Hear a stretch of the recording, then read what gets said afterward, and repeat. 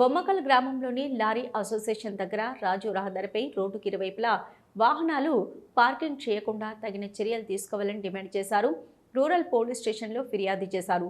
ఈ సందర్భంగా వారు మాట్లాడుతూ బొమ్మకల్ గ్రామం నుంచి ఉద్యోగరీత్యా రోజువారీ పనుల నిమిత్తం మరియు స్కూల్కి వెళ్లే పిల్లలతో ప్రతిరోజు వందలాది మంది ప్రజలము వందలాది వాహనాలతో రాజు రహదారిని దాటి కరీంనగర్కు వస్తూ పోతూ ఉంటాం.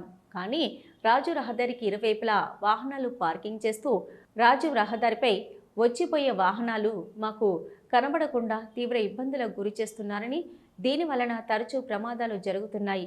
ఇదేమని ప్రశ్నిస్తే ఎవరికి చెప్పుకుంటారో చెప్పుకోండని దురుసుగా సమాధానమిస్తున్నారు. ఇక్కడ జరిగిన ప్రమాదాల వలన 15-20 మంది మా గ్రామ ప్రజలు మరణించారు. ఈ విషయం గురించి ఇదివరకే లారీ అసోసియేషన్ వారికి మరియు మీకు లిఖితపూర్వకంగా మా గోడును విన్నవించుకుంటున్నాం. కానీ ఇప్పటికీ అలాగే వాహనాలు పార్కింగ్ చేస్తూ మా గ్రామ ప్రజల ప్రాణాలతో చెలగాటమాడుతూ మమ్మల్ని తీవ్ర ఇబ్బందులకు గురి చేస్తున్నారు. కావున ఇలా రోడ్డుకి ఇరువైపులా పార్కింగ్ చేసే వాహనాలపై నిఘా పెడుతూ అట్టి వాహన యజమానులపై డ్రైవర్లపై చట్టరీత్యా చర్యలు తీసుకోవాలని డిమాండ్ చేశారు.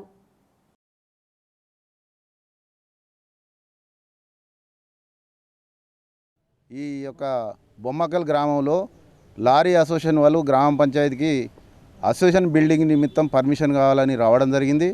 అప్పుడు నేను వార్డు మెంబర్గా ఉన్నాను. కేవలం ఒక బిల్డింగ్ పర్మిషన్ మాత్రమే ఉన్నది.